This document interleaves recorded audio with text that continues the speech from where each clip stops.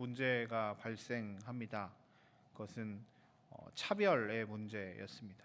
초대교회는 양적으로 질적으로 엄청 많은 성장을 거듭하였고 많은 사람들이 공동체 안에 들어와서 계속 그 형편이 나은 사람이 그렇지 않은 사람들 위해서 구제하는 일들을 해서 최소의 삶을 계속 영위하게 했습니다. 그 가운데 아나니아와 삽비라 사건이 나타났지만 이것들이 잘 정리되었고 또 오늘 차별에 대한 문제가 조금 생깁니다. 이스라엘 사람들은 디아스포라 유대인이라고 해서 본토의 땅에 살고 있지만 어떤 사람들은 이렇게 조금 바깥에 나아가서 살았던 사람들이 있었겠지요. 그 사람들이 이제 예수를 믿고 신앙생활을 하다가 이제 예루살렘으로 자기의 고향 땅으로 돌아와서 말년을 살았던 사람들이 많이 있었습니다. 그 중에서 특별히 혼자 있던 여인들, 과부라고 하는 그 여인들이 마지막 말년을 자기 고향 땅에서 하나님 집에서 같이 생활하자고 하는 사람들이 많이 있었고 이 교회 공동체 안에 헬라파 유대인들, 그러니까 헬라어를 잘 쓰거나 혹은 그 문화에 같이 있었던 사람들이 이 예루살렘 공동체에 들어오는 경우가 좀 많아졌을 겁니다. 근데 구제하는 일들을 하면서 이렇게 좀 적정하게 좀 나눠주다가 아무래도 조금 뭐가 있었는지 헬라파 유대인들, 특별히 그 과부들에게 이 구제금들이 좀 덜 갔을 거고 이것들을 헬라파 유대인들이 이야기를 하면서 문제가 생기기 시작합니다. 이 문제를 어떻게 처리할까 하다가 사도들은 오늘 본문에 보면 사람을 세우는 일과 교회 정체성을 정립하는 일 두 가지 방법을 통해서 이 교회 이것들을 잘 정리합니다. 첫 번째로 우선 교회 갈등이 있을 때 정체성을 세우는 일들을 잘 하게 됩니다. 교회가 부흥이 되었을 때 또 많은 어려움들이 생기기도 하지요. 구제를 하는 일들이 참 좋은데 이 구제하는 일 때문에 상처받거나 소외받는 일들도 생기게 됩니다. 또 사도들도 마음이 바쁘고 분주하다 보니까 말씀에 기도에 집중하기보단 이 일들을 하기에 너무 바쁜 일들이 많이 생기기 시작합니다.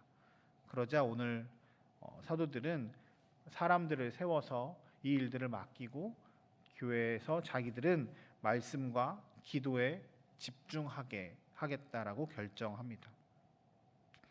우리가 문제를 해결하는 방식들이 여러 가지가 있지만 교회에서 문제를 해결하는 방식 중에 가장 중요한 것은 교회가 어떤 교회인가, 우리가 무엇을 해야 하는가 정체성을 세우고 가장 중요한 게 무언가를 정리하는 데서부터 시작을 하면 좋을 것 같습니다.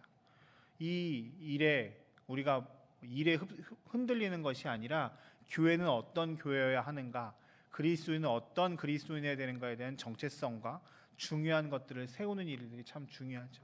오늘 사도들은 사람들 앞에서 하나님께 이야기합니다.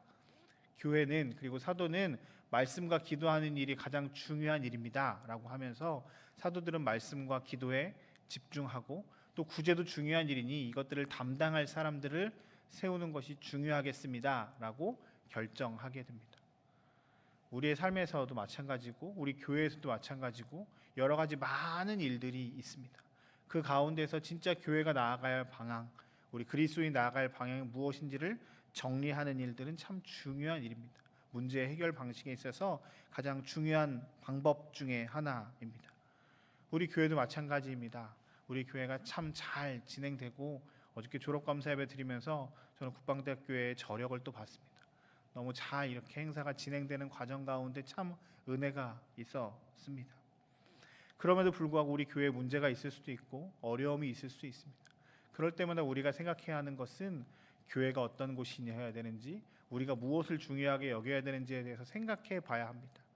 주님이 원하시는 교회, 하나님이 주인 되시는 교회, 예수 그리스도가 머리 되신 교회, 이것들에 대해서 집중하고 나아갈 때 우리 가정도 마찬가지죠.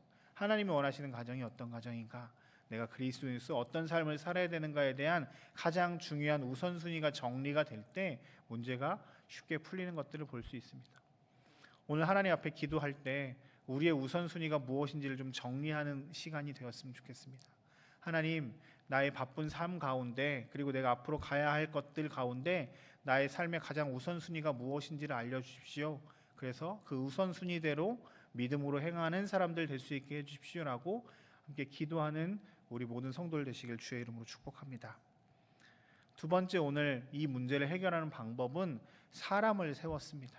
사도가 혼자 이 문제를 다 못하니까 집사 7을 세워서 그 사람들에게 구제의 일을 맡겼습니다. 근데 그 기준을 보면 오늘 5절에 이렇게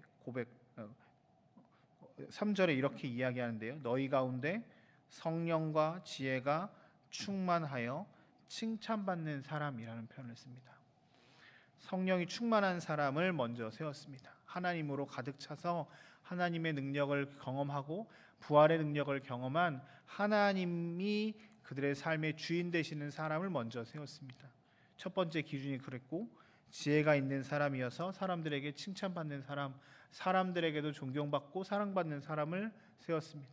하나님 앞에, 사람 앞에 온전한 사람들을 세우려고 노력했었습니다.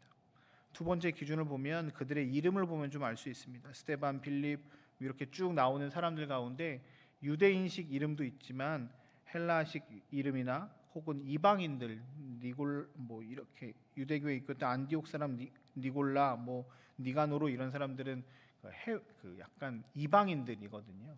공동체 안에서 사람을 세울 때 대다수의 유대인들을 중심으로 세우는 것이 아니라 헬라파 유대인들이 조금 제외됐으니까 그들을 위한 사람들도 더 세우면서 연약한 사람들도 낮은 사람들도 함께 보충하는 그런 일들을 통해서 사람을 세우는 일들을 잘 하게 됩니다.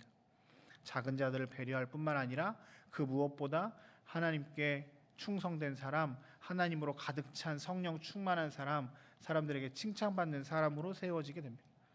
사람을 세운다는 기준을 보면 결국 우리 그리스도인들이 나아가야 할 방향이기도 하지 않겠습니까? 이렇게 올바른 사람을 세워야겠다.